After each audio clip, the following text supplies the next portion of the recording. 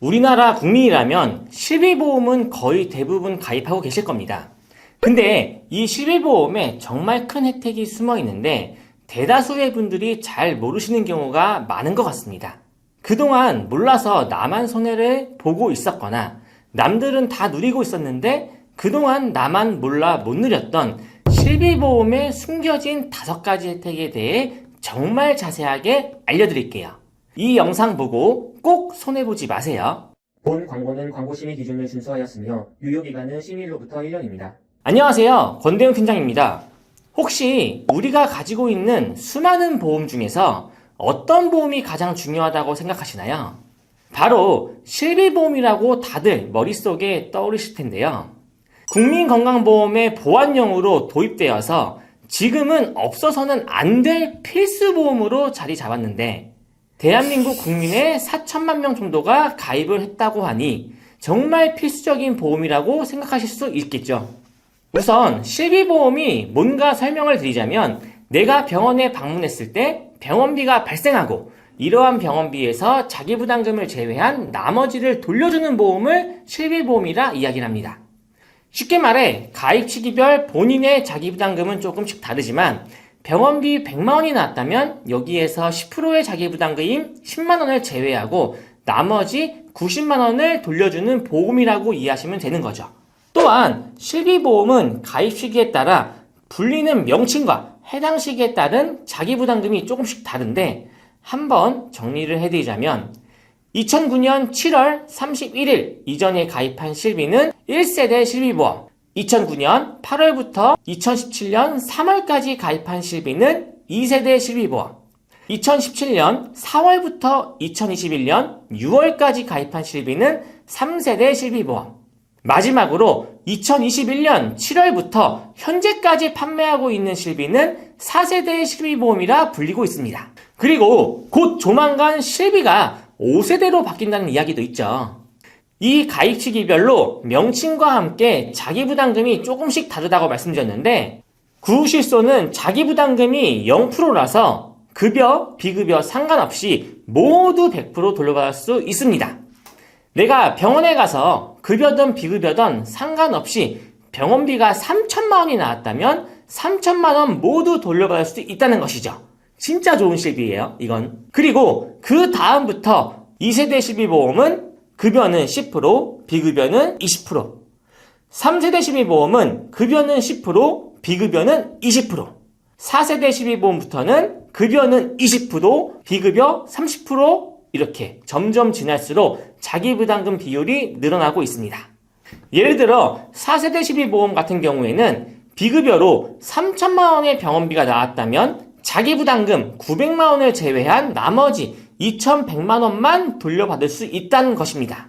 그럼 이렇게 좋은 보험이고 많은 사람들이 가입하고 있는데 문제는 내가 이 실비보험에 대해 제대로 몰라서 그동안 혜택도 받지 못하고 오히려 손해를 보고 있는 분들이 계신다는 것입니다. 오늘은 그래서 실비보험을 최대의 효율로 뽑을 수 있도록 활용할 수 있는 방법과 정말 모르면 수백만 원에서 수천만 원까지 손해볼 수 있는 숨겨진 혜택에 대해서 말씀드리도록 하겠습니다. 매달 수만 원에서 수십만 원씩 내시는 고객님들 무조건 이 혜택들 누릴 자격이 있는 분들입니다.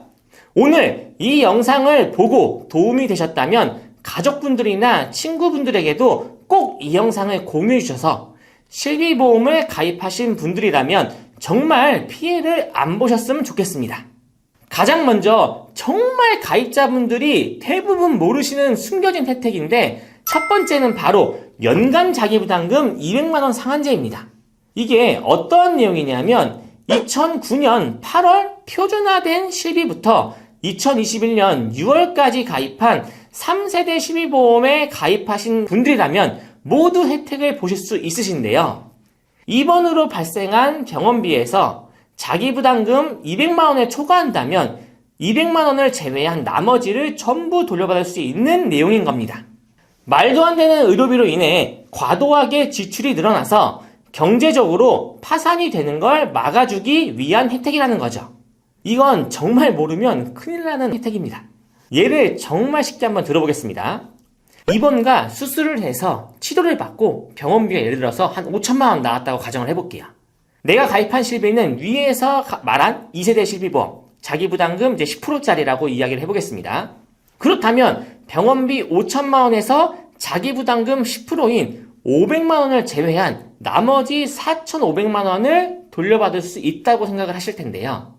연간 자기부담금 200만 원 제도 때문에 200만 원까지만 자기부담금을 내시고 나머지 4,800만 원은 정부 돌려받으시면 된다는 것입니다.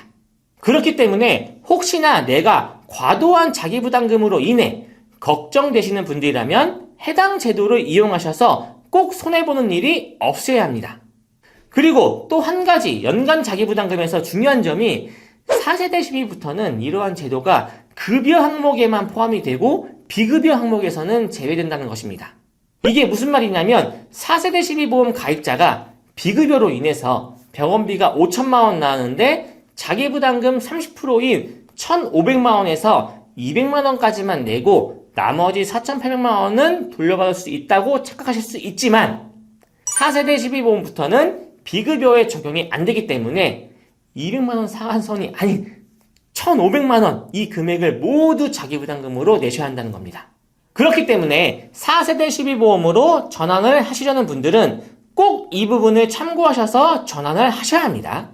이렇게 실비보험에서 과도하게 나올 수 있는 자기부담금을 상환할 수 있는 제도가 있기 때문에 이 혜택만큼은 꼭 내 머릿속에 정확하게 기억하시길 바랍니다. 다음은 실비보험 활용법 두 번째, 해외 장기 체류 시 납입 중지 기능입니다. 2009년 10월 1일 이후 신규 체결 계약 대상으로 해서 2016년도 1월 1일부터 시행하고 있는 혜택입니다. 3개월 이상 해외 체류 시 불필요한 실비보험 납입을 방지하기 위해서 납입 중지 및 환급 제도를 운영하고 있는데요. 3개월 이상 해외 체류 후 귀국하는 경우 해당 기간에 실손 보험료의 사후 환급이 가능하고 출입국 사실 증명원, 여권 사본 등으로 보험사에 제출하시면 됩니다. 특히 유학생분들이나 장기간 근무 목적으로 지금 해외 파견 가시는 분들이라면 꼭 이 납입 중지 제도를 잊지 마시고 신청을 하셔야 합니다. 3년, 5년, 10년 넘게 장기간 체류하고 돌아오셨다면 그 금액이 어마어마하게 크단 말이에요. 이걸 모르고 놓친다면 아무도 먼저 돌려주시지 않습니다. 이거를요. 보험회사에서 고객님 해외 장기간 파견 다녀오셨으니까 실비보험 환급해드리겠습니다. 이런 말 안 한다는 거죠. 그 이유는 보험회사에서 고객님들께서 해외 파견을 다녀오셨는지 유학을 가셨는지 알 수 있는 방법이 없기 때문입니다. 그렇기 때문에 해외 장기간 파견 가거나 공부하시는 분들이라면 해당 내용 꼭 기억하시고 신청을 하시길 바랍니다.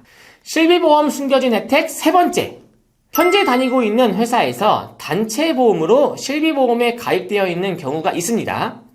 이러한 경우라면 이 내용을 꼭 숙지하셔야 하는데요. 바로 여러분께서 가입한 개인 실비보험 납입 중지를 시킬 수 있습니다. 2023년 이전에는 내가 가입한 실비보험과 단체 실비 중 내가 가입한 실비만 중지 신청이 가능했습니다. 하지만 2023년 1월부터 내 실비보험과 단체 실비보험 중 선택을 해서 중지를 신청할 수 있게 바뀌었습니다. 단체 실비를 중지한다면 납입보험료를 본인에게 환급이 되고 또 여기에서 정말 중요한 점이 중지를 하고 나중에 재개하는 시점에서는 그 재개 시점에 판매하고 있는 상품으로 재개할 수 있었는데 원래는 이것도 2023년 1월부터 현재 중지를 시킨 상품으로 재개가 가능하다는 점이 정말 중요합니다. 물론 그때 당시에 판매하고 있는 실비보험이 어떻게 바뀌었을지는 모르겠지만 세대가 바뀌면서 실비보험이 자기부담금 비율도 점점 늘어나고 개개인별 손해율 책정 등 이런 것들을 다 고려해 봤을 때 저는 오히려 가입자분들께 더 안 좋게 바뀌고 있다고 생각이 들거든요.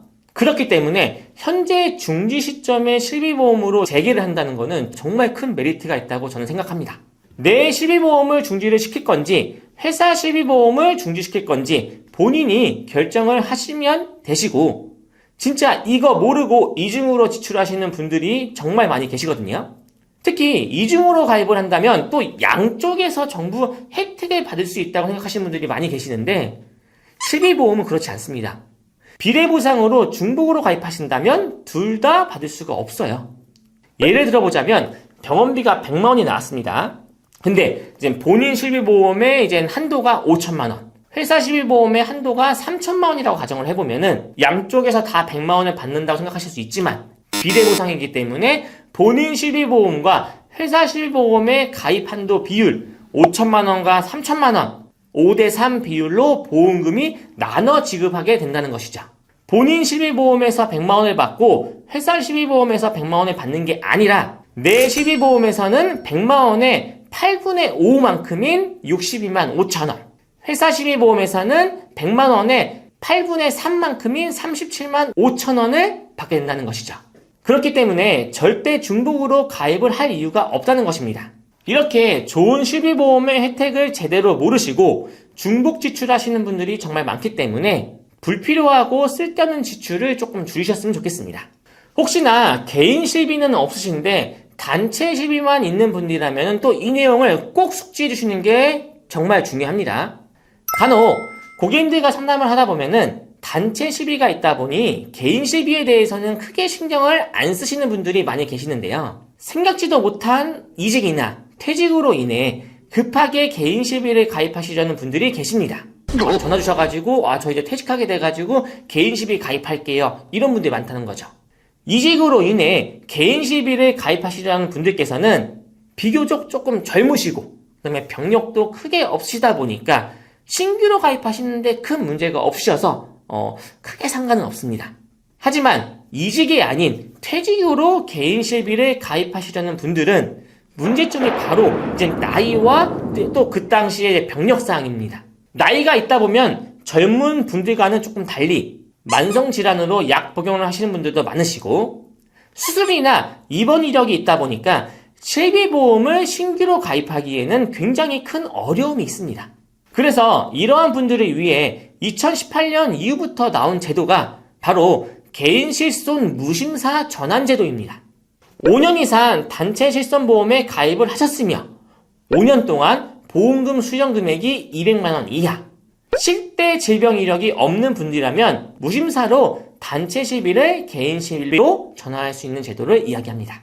그리고 입사와 퇴사가 빈번하게 생기는 현실을 고려해서 퇴사를 하고 입사를 하기까지 미가입 기간이 1회당 1개월, 누적하여 3개월 이내인 경우에도 단체 실비를 계속해서 가입했다고 인정을 해준다고 합니다.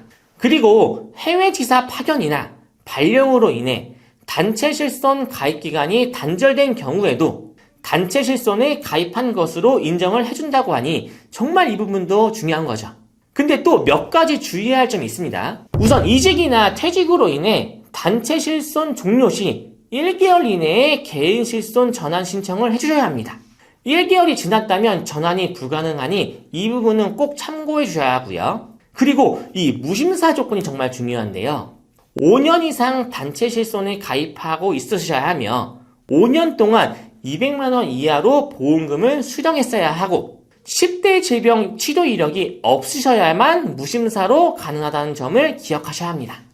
여기에서 이야기하는 10대 질병은 암, 백혈병, 고혈압, 협심증, 심근경색, 심장판막증, 간경화증, 뇌졸중, 당뇨병, 에이즈를 이야기합니다. 혹시나 무심사 요건에 해당되지 않는 경우라면 신규 가입과 동일하게 심사를 거쳐서 개인 실손으로 가입을 하셔야 합니다. 그렇기 때문에 개인 실손으로 전환을 계획하시는 분들이라면 단체 실손 가입 기간과 보험금 청구 금액을 꼭 미리 생각하셔야 합니다. 이렇게 실비보험에 숨겨져 있는 정말 중요한 혜택에 대해서 말씀을 드렸는데요. 추가적으로 실비보험을 가입하신 분들이라면 살면서 꼭 아셔야 할 몇 가지 내용에 대해서도 설명드리도록 하겠습니다. 첫 번째, 보험금 청구 방법.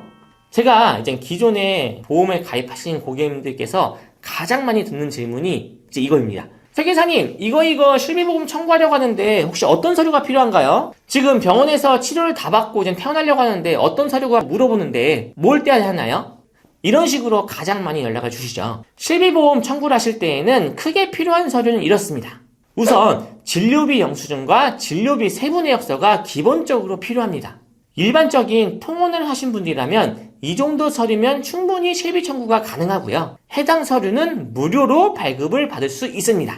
그리고 보험사 측에서 추가적으로 요청을 할 수 있는 서류들이 몇 가지 있는데요. 바로 진단서와 수술 확인서, 입퇴원 확인서가 있습니다. 본인이 입원을 하셨거나 수술을 하셨다면 수술 확인서, 입퇴원 확인서, 그리고 혹시 진단금까지 같이 청구를 하신다면 진단서가 꼭 필요합니다. 하지만 여기에서 꼭 명심해야 할 부분이 있는데요. 바로 진단서를 발급받기 위해서는 적게는 1, 2만 원부터 많게는 3만 원, 5만 원까지 서류 발급 비용이 필요하다는 겁니다. 근데 예를 들어서 내가 10만 원 청구를 하기 위해 5만 원의 진단서를 발급받는다? 이거 너무 아깝지 않을까요? 진단서가 필요한 이유는 그 안에 이제 서류 안에 들어있는 질병 코드, 정확한 진단명을 확인하기 위해서 이건 필요한 건데 좀 너무 비효율적인 거죠. 그래서 진단서를 대체할 수 있는 서류가 있는데 그건 바로 환자 보강용 처방전을 받으시면 됩니다. 해당 서류는 질병 코드와 병명을 확인할 수 있는 내용이 기재되어 있으며 이 서류는 비용이 전혀 발생 안 되는 무료 서류이기 때문입니다. 실비보험 가입자분들이라면 이 내용을 꼭 기억해 주시면 좋겠죠. 두 번째, 실비보험 청구 시기. 혹시 저희 보험 설계사들 아니면 저희 가족분들 보험금 청구를 보통 언제 할까요? 일반적인 고객님들께서는 까먹기 전에 병원에 다녀오시자마자 그때그때 바로바로 청구하시는 분들이 정말 많으신 것 같은데 특히나 요즘에는 어플도 워낙 잘 되어 있다 보니까 그냥 사진만 막 올리시면 되잖아요. 하지만 보험 전문가인 저와 제 가족들의 경우에는 실비를 바로바로 청구하지 않습니다. 그 이유는 내 실비보험을 청구하는 순간 실비보험 청구 이력이 실비보험에 가입한 그 회사뿐만이 아니라 모든 회사들이 다 공유하기 때문입니다.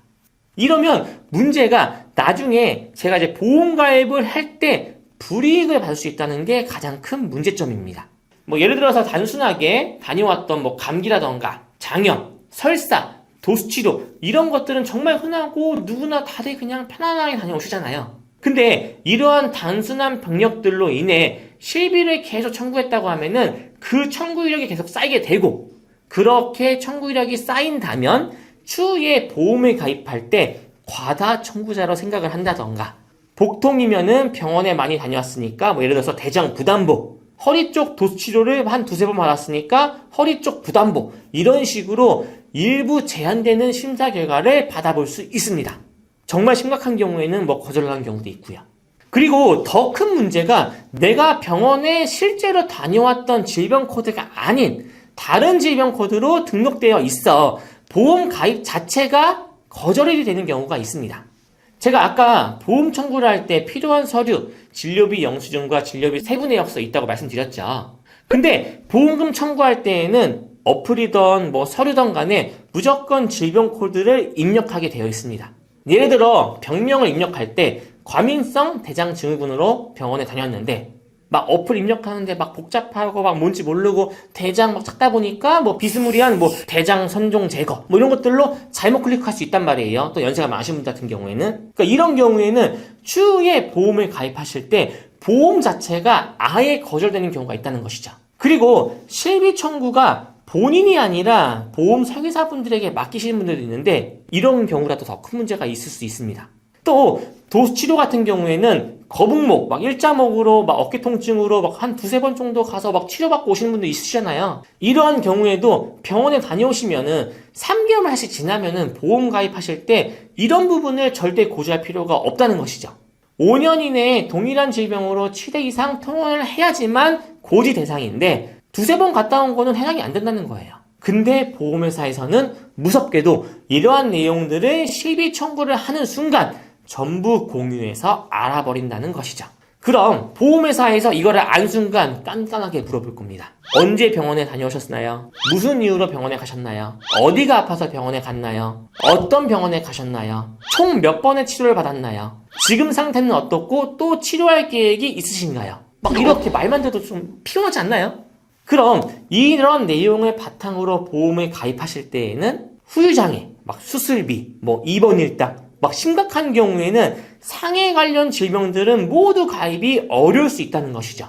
그래서 이렇게 실비 청구를 하면 추후에 보험 가입을 하실 때 불이익이 있으므로 청구를 안 하셔야 하는데요. 그렇다면 고객님들께서는 분명 이런 생각 많이 하실 거예요. 나는 실비보험을 이렇게 청구하려고 가입한 건데 가입을 하고 나서 청구를 하지 말라는 게 무슨 말이냐, 이렇게 생각이 들 수 있죠, 분명히. 그래서 방법은 전부 다 있습니다.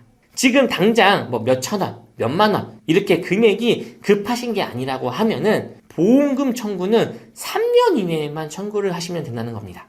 병원에 다녀오시고 서류는 그냥 상자 하나 이렇게 만들어주신 다음에 거기에 차곡차곡 쌓아두세요.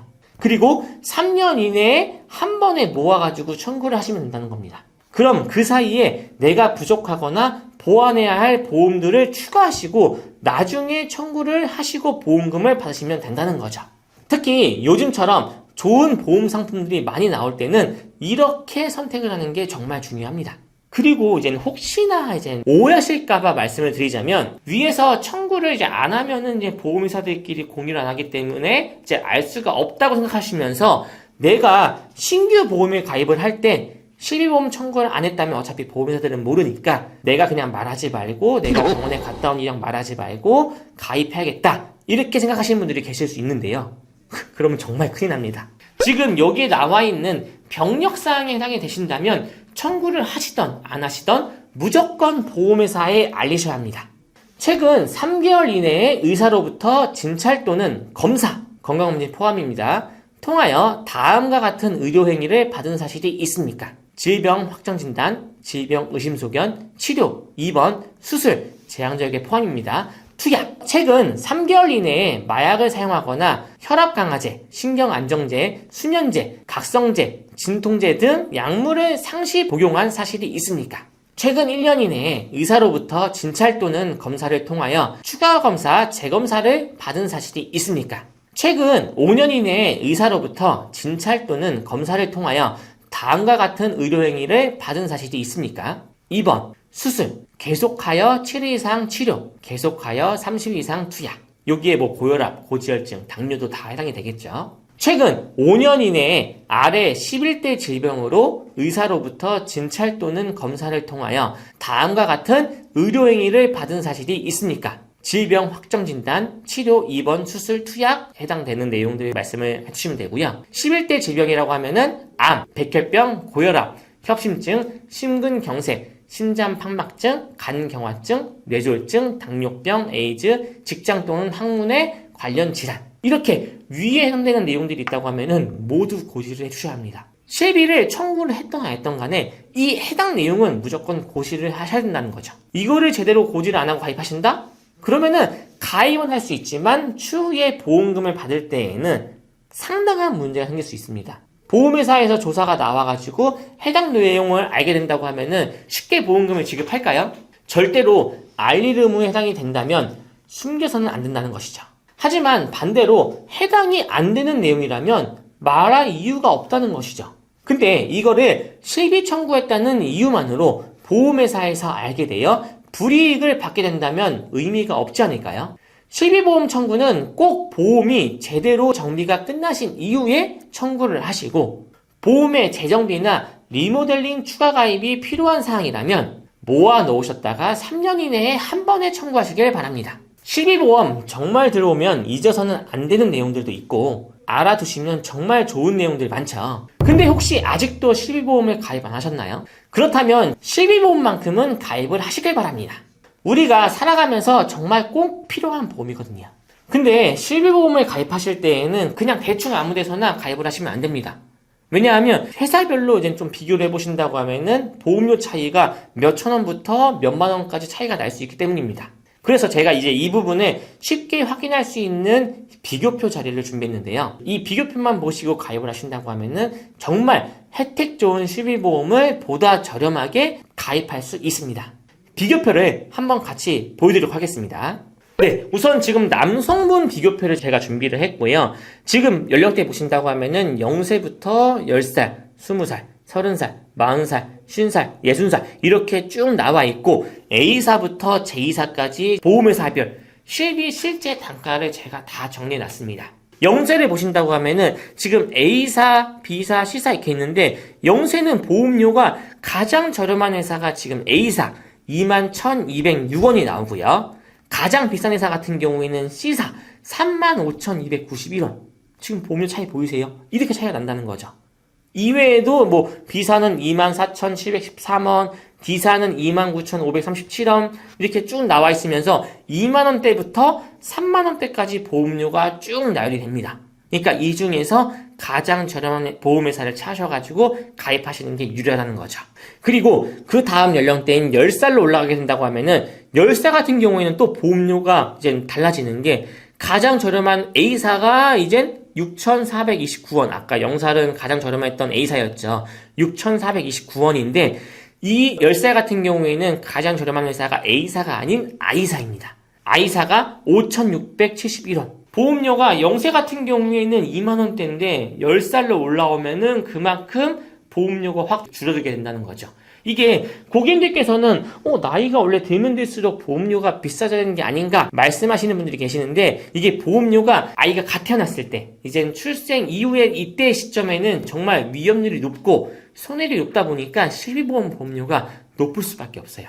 그래서 처음에 태어났을 때에는 보험료가 높았다가 이게 1년 뒤에 2년 뒤에 갱신될 때에는 갑자기 보험료가 확 줄어듭니다. 지금 10살 때에는 5,000원대부터 8,000원대까지 이렇게 나오게 되고요. 그 다음에 20살로 올라가게 되면 보험료가 좀 더 올라가죠. 가장 저렴한 회사가 지금 이 연령대 같은 경우에는 F사가 7,906원. 그 다음에 가장 비싼 회사 같은 경우에는 C사 12,425원. 이렇게 차이가 나게 되고요. 지금 차이만 봐도 금액이 꽤 많이 나죠. 그리고 30세, 40세 이렇게 쭉 보게 된다고 하면은 F사가 지금 가장 저렴한 회사로 나오게 되고 40세부터는 50세, 60세 같은 경우에는 H사가 가장 비싸게 책정이 됩니다. 지금 마지막 60세 보신다고 하면은 가장 저렴한 회사 I사 27,477원, 가장 비싼 회사 H회사 45,027원.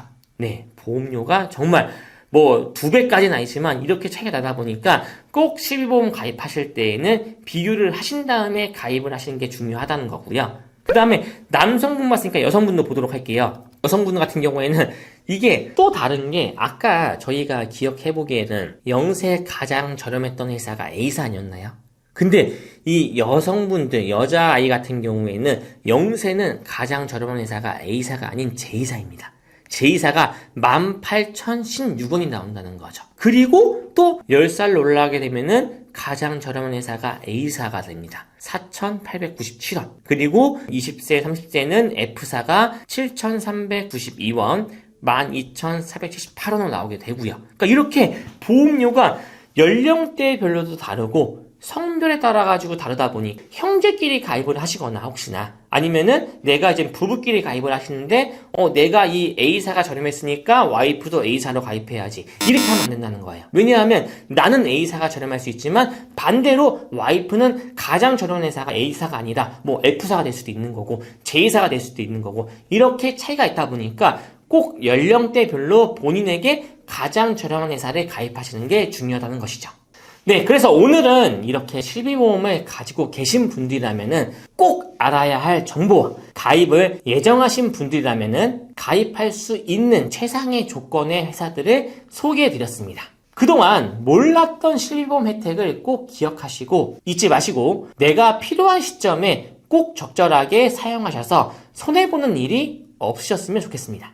청구를 할 때에는 필요한 서류와 언제 하면 좋은 건지 그 위에 실비보험에 대한 다양한 정보들을 알려드렸고요. 오늘 제가 이렇게 말씀드린 내용이 이 정보들이 그 어디에서도 쉽게 들을 수 없는 정보들일 건데요. 정말 이 내용을 듣고 도움 되신 분들이라고 하면은 이러한 정보를 본인만 알고 계시지 말고 좀 주변에 좀 말씀 좀 해주세요. 주변에 꼭 이야기해가지고 이 영상 보니까 정말 실비보험 정리가 딱딱 됐다. 너무 좋더라. 이렇게 좀 홍보 좀 부탁드리겠습니다. 보험이란 거는 아무 혜택도 못 받고 돈만 내면 그만큼 손해이기 때문에 제대로 활용하기 위해서는 그만큼 알고 있는 게 중요합니다. 그리고 보험은 절대 저축이 아닙니다. 불확실한 미래에 대해 대비를 하고자 가입하는 최소한의 안전장치인 거지 내가 절대로 과하게 보험을 가입할 필요도 없고 그만큼 지출이 늘어날 필요도 없습니다. 이 부분을 꼭 기억하시기 바랍니다. 네, 지금까지 권대용 팀장이었습니다. 감사합니다. 본 광고는 광고심의 기준을 준수하였으며 유효기간은 심의일로부터 1년입니다.